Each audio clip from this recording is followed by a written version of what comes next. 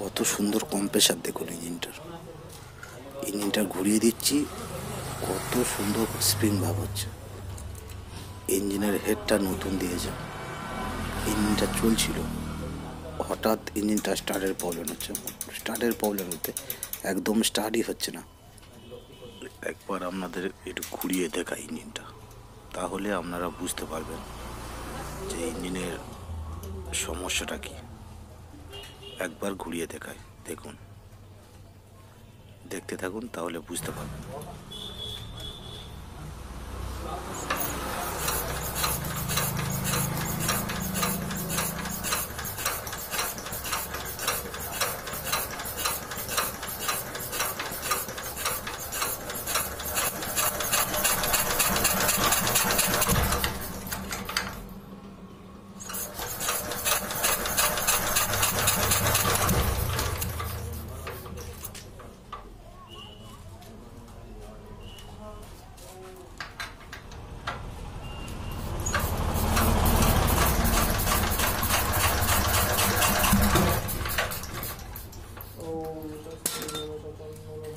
ভিডিওটি কেউ স্কিপ করে চলে যাবেন না,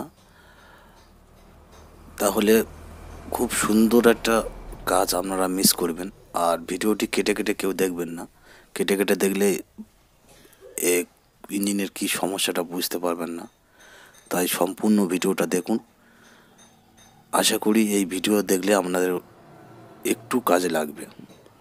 একদম এই রোগটি সম্পূর্ণ নতুন রোগ। একদম ইঞ্জিনের কম্প্রেসার আছে, খুব সুন্দর কম্প্রেসার, দেখলেন, ঘুরিয়ে দেখালাম।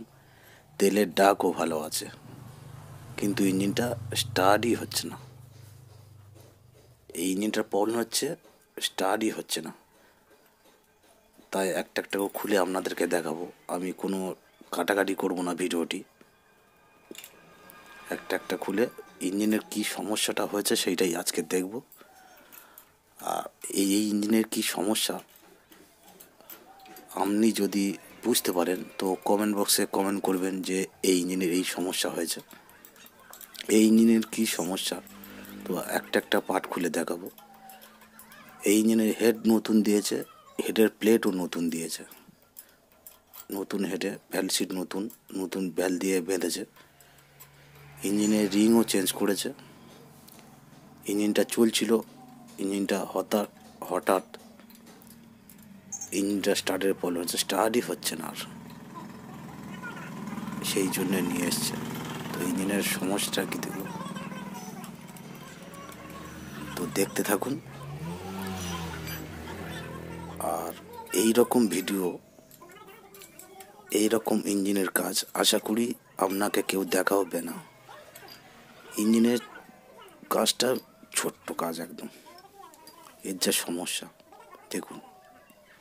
ইঞ্জিনের সিট নতুন দেখুন, কারণ Z80 সিট কমপ্লিট করা থাকে। পিস্টনটা দেখুন, এত ঘুরিয়েছে, পিস্টনের মাথায় তেল উঠে গেছে দেখুন।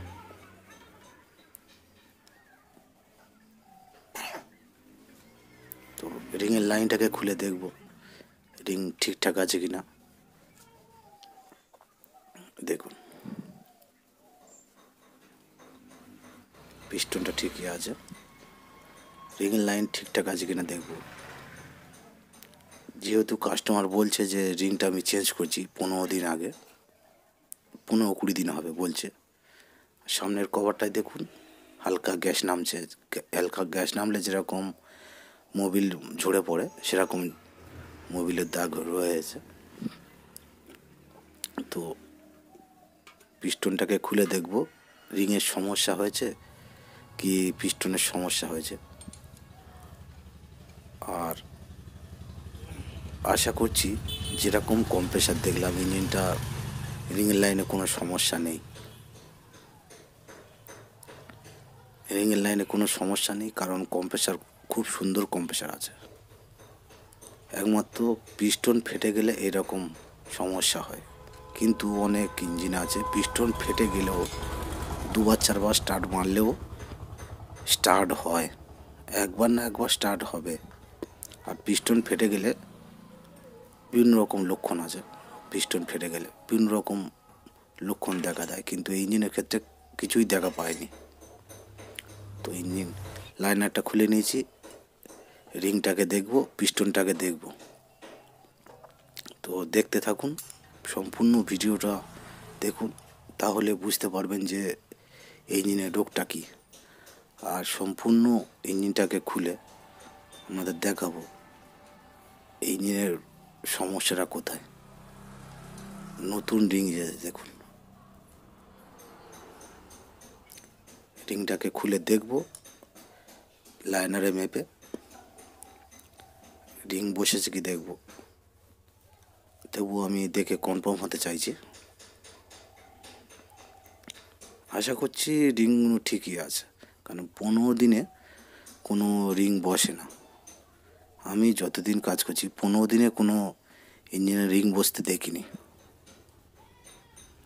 আর এই ইঞ্জিনের কম্প্রেসারে তো কোনো সমস্যা নেই বললেই চলে। তবুও পিস্টনটাকে আমি চেক করব, পিস্টন ফেটে গেছে কিনা। তো দেখতে থাকুন, রিংটাকে খুলে নিই। আর এই রকম সমস্যা আশা করি আপনারা কখনো দেখেননি। আমরা জানি ইঞ্জিনের কম্প্রেসার থাকলে আর ইঞ্জিনের নজলে তেল মারলে ইঞ্জিন স্টার্ট হবে। একবার না হোক 2বার 4বার মারার পর স্টার্ট হবেই হবে।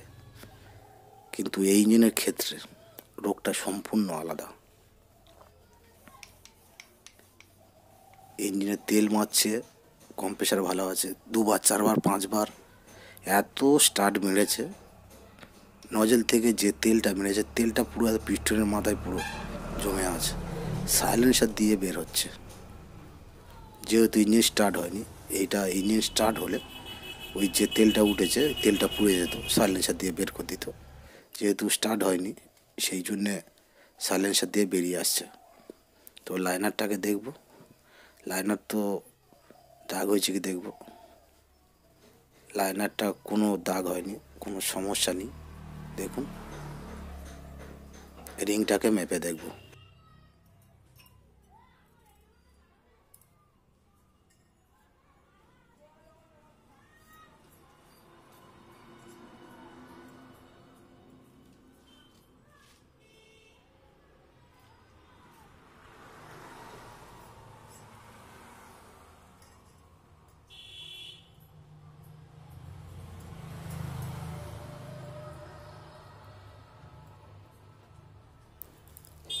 রিংয়ে কোনো সমস্যা নেই, রিং ঠিকই আছে। এবার হেডটাকে খুলে দেখব, হেডে খুলে দেখব হেডের গাইড ঠিক আছে কি না। আর আর এই হেডটা তো কোনো ভ্যাল মিসই করছে না, তবুও আমি খুলে দেখব, আপনাদেরকে দেখাবো। আশা করি এই ইঞ্জিনে হেডের কোনো সমস্যা নেই। হেডের প্লেটটাও নতুন দিয়েছে দেখুন, হয়তো হেডের প্লেটটা ফেটে গিয়েছিল সেই জন্য নতুন দিয়েছে। আর হেডের কী সমস্যা হয়েছিল বলতে পারবো না, যেহেতু অন্য জায়গায় কাজটা করেছে।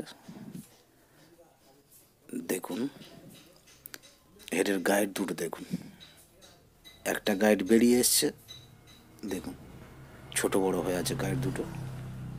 এটা কোনো সমস্যা না, ছোট বড়। এটা হচ্ছে কি গাইড মানে প্রেশারটা কম আছে, ওই যে গাইডের বোর্ড থেকে প্রেশার কম আছে সেই জন্যে বেরিয়ে এসছে, ওর জন্যে স্টার্টের প্রবলেম হয় না। দেখুন ছোট বড় হয়ে আছে, এর জন্য স্টার্টের প্রবলেম হয় না। গাইডটা ঢিলে হচ্ছে কি সেটাকে দেখবো। এই দেখুন গাইডটা কতটা ঢিলে, দেখুন যে ঢিলে হচ্ছে বলে যে স্টার্টের প্রবলেম হচ্ছে ওটা কোনো ব্যাপার না। একবার স্টার্টের মুখ নিচ্ছে না, ঢিলে হলেও গাইড যদি এরকম ঢিলে হয়, একবার না হয় 2বার না হয় 4বার স্টার্ট মেরেও স্টার্ট তবুও হয়, কিন্তু এই ইঞ্জিনে স্টার্টই হচ্ছে না, একবার হলেও স্টার্ট হচ্ছে না, টোটালি স্টার্টের মুখ নেই। তা খুলেছি যখন হেডের গাইডগুলো নতুন গাইড দিয়ে দেবো, দিলে হয়ে যাবে। আর যেহেতু এই হেডটা নতুন, সিটের কোনো দরকারই নেই, সিট মারার কোনো প্রয়োজন হবে না, শুধু গাইডগুলো চেঞ্জ করে দিয়ে ম্যাচে দিলেই হবে। এই ইঞ্জিনের সমস্যাটা দেখুন, এই ইঞ্জিনের হেডের সমস্যা বলতে এই যে ছোট ফুটোটা দেখছেন, এর ছোট ফুটোটা ছোট ছোট ফুটোটাই সমস্যা। এই ছোট সিটটা দেখুন, নতুন সিট, একটুও বসেনি, কারণ বসার কোনো লক্ষণই নেই।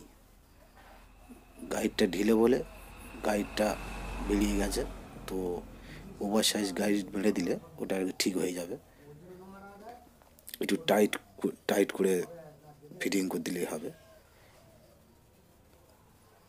এটা কোম্পানি থেকে গাইডটা মারা আছে, আর কোম্পানি থেকে খুব একটা তো প্রেসারে মারে না, মিডিয়াম টাইট ফিটিংয়ে দেয়। হেডটাকে দেখুন, সিটে কোনো সমস্যা নেই, সমস্যাটা হলো তেলের জায়গাটা। এর তেল যেখান থেকে সাপ্লাই, এখান থেকে তেলটা সাপ্লাই, নজলের তেলটা মারলে, এই নজলের তেলটা মারলে, নজল যখন তেল মারে এখান থেকে তেলটা পিস্টনের মাথায় এসে মারে। আর সমস্যাটা এখানে, এই জায়গাটাই সমস্যা। দেখুন, এই ছোট ফুটোটাও অনেক কাজ। এই ছোট ফুটোটা দেখুন, এই ছোট ফুটোটা জাম হয়ে গেছে, দেখুন পুরোপুরি মানে ক্লিয়ার নেই, মানে একদম সূক্ষ্মভাবে জাম হয়ে গেছে। মানে ইঞ্জিনে চলেছে, কালি হোক, কালিপুরে হোক, যে কোনো কার্বন জমে হোক, যে কোনো প্রকারে ইঞ্জিনের এই ছোট ফুটোটা জাম হয়ে গেছে। সেই জন্যে একেবারেই স্টাডি হচ্ছে না। দেখুন, নজলটাকে খুলে আপনাদেরকে দেখাচ্ছি, দেখুন তেলটা কিভাবে আসে, দেখুন, দেখতে থাকুন, তাহলে বুঝতে পারবেন যে এই সমস্যাটা কোথায়। আর এর পুরো ভিডিও, এই কাজটা করে, এই যে কাজটা করব, এর এই ছোটো ফুটোটা ছাড়িয়ে দেবো, এই কাজটা করে আপনাদেরকে দেখাবো। এই ভিডিওতে দেখানো সম্ভব না, কারণ ভিডিওটাই অনেক বড় হয়ে যাবে, তাই পরের ভিডিওতে আপনাদেরকে দেখাবো এই ছোট ফুটোটা ঠিক করে দিয়ে ইঞ্জিনটা সমস্যার সমাধান হলো কি না, তাই আপনাদেরকে দেখাবো। এই নজলের ভালো আছে, নজল কিচ্ছু করব না, নজলের কোনো সমস্যাই নেই। আর পরের ভিডিওতে আপনাদের দেখাবো, স্টার্ট করেও দেখাবো, তাহলে আপনারা বুঝতে পারবেন যে এই সামান্য ছোট ফুটোটার কতটা কাজ। এই নজল এখান থেকে যখন ফিটিং করা হয়, নজল এই যে বড়ো ফুটো দেখছেন, চারকোনা ফুটোটা, এই ফুটোর মধ্যে দিয়ে তেলটা মারে, আর যে এক্সট্রা তেলটা ওখানে থেকে যায়, সেই এক্সট্রা তেলটা গড়িয়ে মানে বেরিয়ে আসে। এই দেখুন, এর সঙ্গে পুরো ডাইরেক্ট এইটার সম্পর্ক। এখান থেকে তার ঢোকাচ্ছি, দেখুন, এখান থেকে তার ঢোকালে সম্পূর্ণ সোজা লাইনটা হচ্ছে এইটাই। এই দেখুন, তারটা একটু মোটার জন্য ঠিক পুরোপুরি হচ্ছে না। এই দেখুন, চলে গেছে। এই দেখুন, নজলটা এখান থেকে লাগালে নজলের তেলটা এখান থেকে মারে, পিস্টনের মাথায় ডাইরেক্ট এসে মারে। যে স্প্রেটা করে নজলের স্প্রে, সে তেলটা পিস্টনের মাথায় এসে মানে স্প্রে হয়, সেই জন্যে ইঞ্জিনটা স্টার্ট হয়। এই হেডের ক্ষেত্রে পিস্টনটা পুরোপুরি তেল, মানে ইঞ্জিনের তেল পুরোপুরি পাচ্ছে না। প্রথম স্টার্ট করতে যে তেলটা লাগে সেই তেলটা পাচ্ছে না, সেই জন্যে ইঞ্জিনটা কোনো স্টার্টই হচ্ছে না।